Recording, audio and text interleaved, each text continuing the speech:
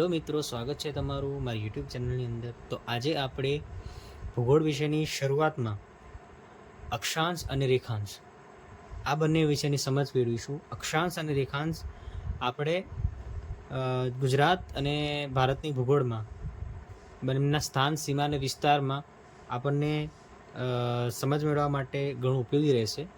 તો સૌથી પહેલાં આપણે અક્ષાંશ કોને કહેવાય તે વિશે સમજ મેળવીએ. તો અક્ષાંશ, જેને ઇંગ્લિશમાં લેટિટ્યુડ તરીકે ઓળખવામાં આવે છે.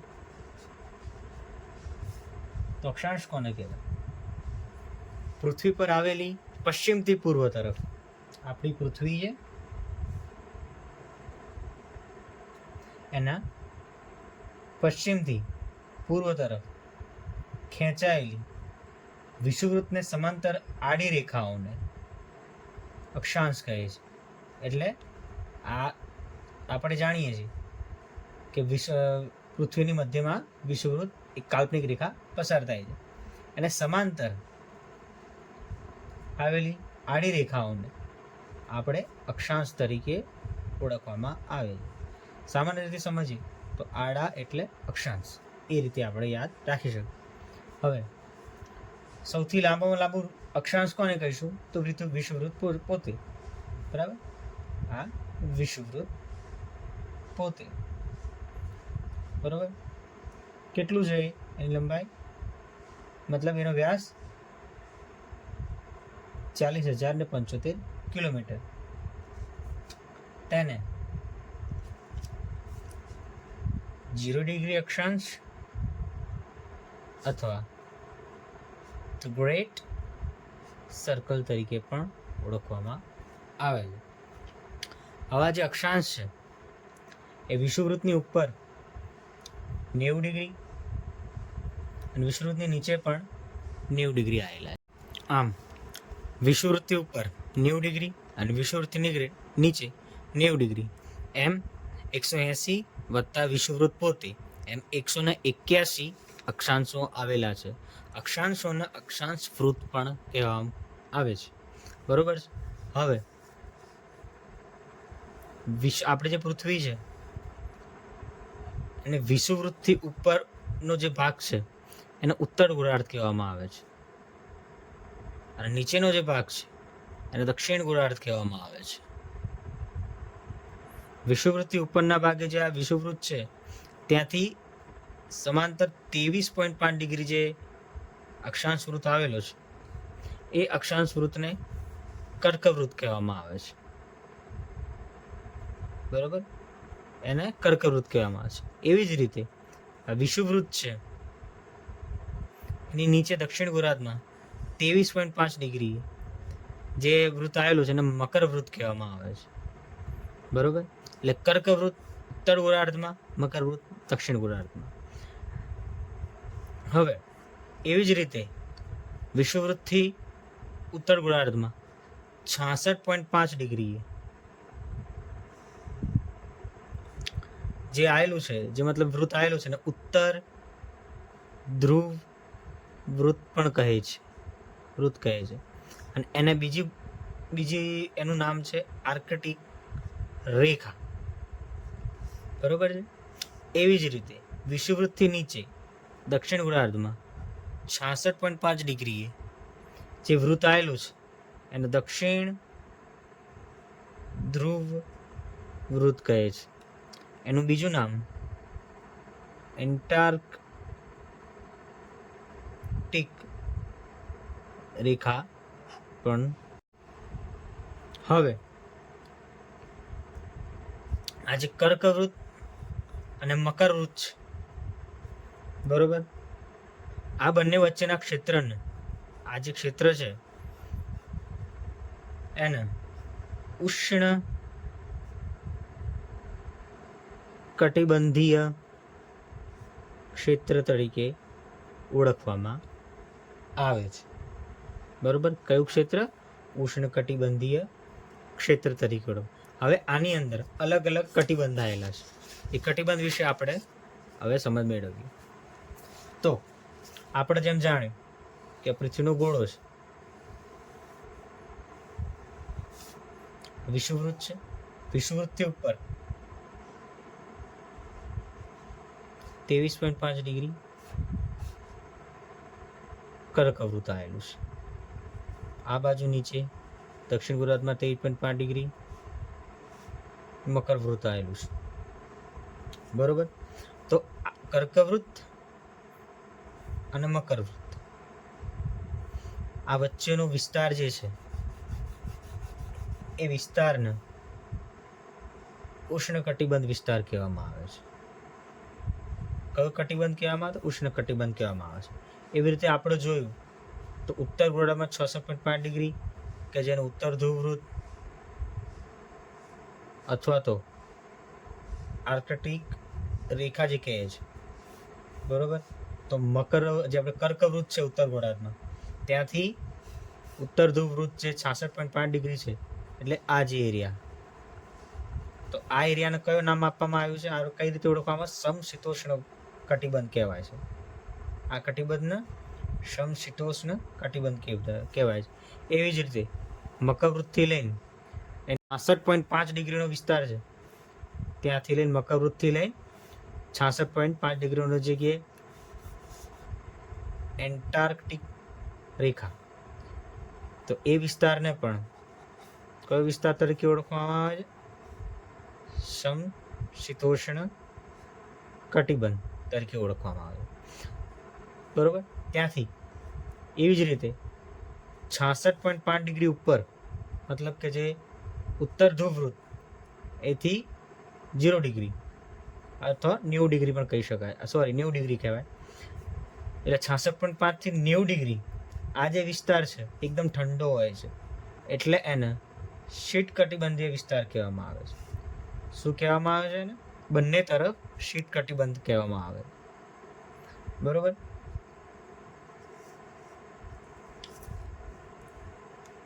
હવે આપણે એ વસ્તુ જોઈ લઈએ કે બે અક્ષાંશ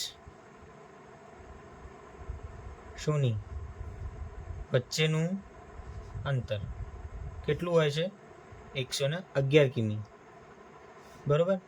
બે અક્ષાંશ વચ્ચેનું જે અંતર હોય આવી રીતે, તો કેટલું હોય છે? દરેક અક્ષાંશ વચ્ચે 111 કિલોમીટરનું હોય છે, અને એ દરેક જગ્યાએ સરખું હોય છે. બરોબર છે. તો એ માઇલમાં ગણીએ તો 69 માઇલ એટલે 69 માઇલ, અને નોટિકલ માઇલમાં 60 નોટિકલ માઇલ તરીકે લેવામાં આવે છે. બરોબર. તો આ થઈ ગયું અક્ષાંશ. બરોબર. એક ટૂંકી સમજ મેળવી લઈએ કે વિષુવવૃત્ત પર કેટલા ખંડો આવેલા છે? 3 ખંડો છે. કયું? એશિયા, આફ્રિકા અને સાઉથ અમેરિકા. એટલે એશિયા, આફ્રિકા અને દક્ષિણ અમેરિકા, આટલા 3 ખંડો આવેલા છે. અને દેશો કુલ 13 દેશો આવેલા છે. કોની પર? વિષુવવૃત્ત પર. હવે એ રીતે આપણે રેખાંશ કોને કહેવાય એ વિશે આપણે સમજીએ. તો રેખાંશ કોને કહીશું?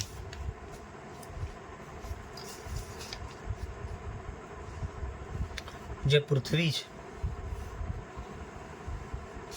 એના ઉત્તરથી દક્ષિણ સુધી આ રીતે ખેંચવામાં આવેલી કાલ્પનિક ઊભી રેખાને રેખાંશ તરીકે કહેવામાં છે. એટલે દાખલા પૃથ્વી છે આપણી, એને આવી રીતે દરેક જે ઉપરથી નીચે, ઉત્તરથી દક્ષિણ જે ખેંચવામાં આવેલી છે રેખાઓ, એને રેખાંશ તરીકે ઓળખવામાં આવેલી. બરાબર. રેખાંશ એકબીજાને સમાંતર નથી હોતા.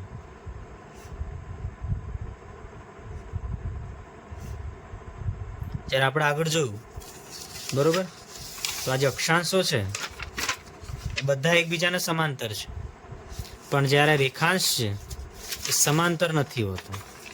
બરોબર.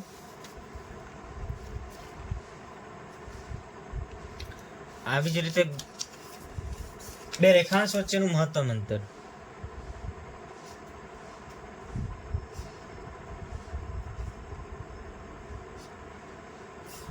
111.32 કિમી જેટલું હોય છે, બરોબર? જે ક્યાં છે?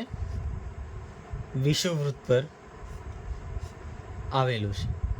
કારણ આપણે ખબર છે વિષુવવૃત્ત પર પૃથ્વીનો વ્યાસ સૌથી વધારે છે, બરોબર છે?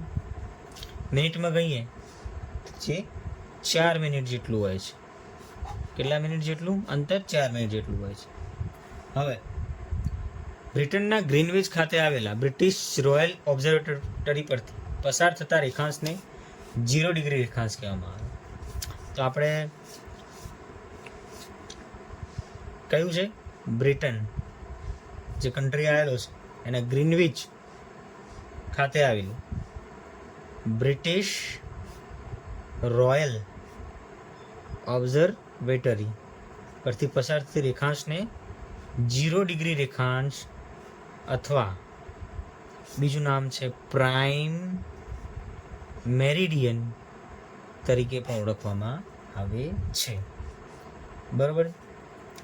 અને એનાથી વિરુદ્ધમાં, મતલબ વિરુદ્ધમાં એટલે દાખલા તરીકે અહીંયા એ વિસ્તાર આવેલો છે તો એની ઓલી બાજુ એકદમ વિરુદ્ધમાં 180 ડિગ્રી રેખાંશ ઇન્ટરનેશનલ ડેટ લાઇન આવેલી છે, એટલે દેશાંતર રેખા આવેલી છે. તો આ કેવી રીતે આપણને ખબર પડે? તો મિત્રો, આપણે જે પૃથ્વી છે એનો આખો નકશો આપણે ઘણી વખત જોતા તો વિશ્વનો નકશો કેવો હોય છે, તો બરોબર છે. તો આ રીતે જોઈએ તો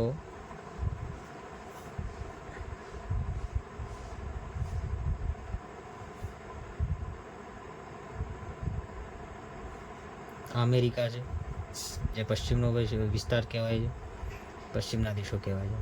દક્ષિણ અમેરિકા છે, આ ઉત્તર અમેરિકા, આ દક્ષિણ અમેરિકા. અહીંયા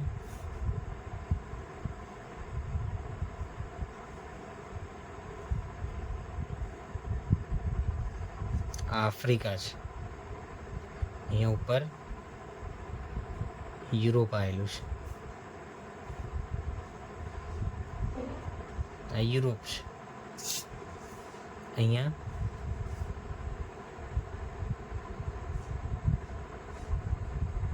એશિયા ખંડ, આ યુરોપ છે, આ ઉપર રશિયા છે,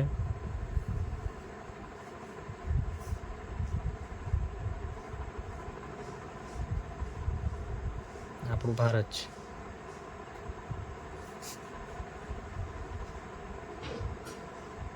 અહીંયા જાપાન આવેલું છે, આ એશિયા છે, બરોબર છે.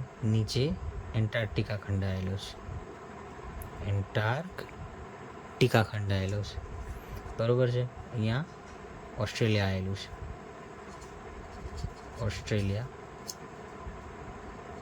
અને અહીંયા ન્યુઝીલેન્ડ આવેલું છે. હવે પૃથ્વીનો નકશો છે તો આપણે જેમ આગળ જોયું કે બ્રિટનના ગ્રીનવિચ શહેરમાં, તો આમ આખો અહીંયા 0 ડિગ્રી કહેવાય. હવે આ જે વિસ્તાર જે છે આપણે 180 ડિગ્રી અહીંયા પડે, 180 ડિગ્રી અહીંયા પડે, અને આ રીતે જઈએ, બરોબર? તો આની વિરુદ્ધમાં જે આવી છે એ દેશાંતર રેખા તરીકે કે તો દિનાંતર રેખા, એ કોઈ પણ તરીકે આપણે ઓળખવામાં આવે છે. તો આપણે જેમ જોઈએ કે 0 ડિગ્રીથી આ બાજુ 180 ડિગ્રી અને આ બાજુ 180 ડિગ્રી. હવે 0 ડિગ્રીથી આ બાજુ છે એને પૂર્વ ગોળાર્ધ કહેવામાં આવે છે, અને આ બાજુ પશ્ચિમ ગોળાર્ધ કહેવામાં આવે છે, બરોબર છે.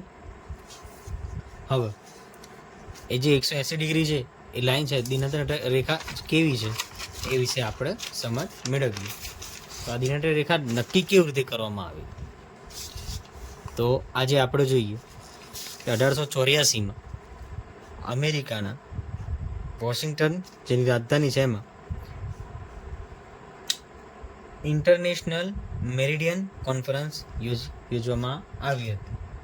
બરોબર છે, જેમાં તારીખ નક્કી કરવા માટે 0 ડિગ્રીને ગ્રીનવિચ મીન ટાઈમ જેને કહેવામાં આવે છે.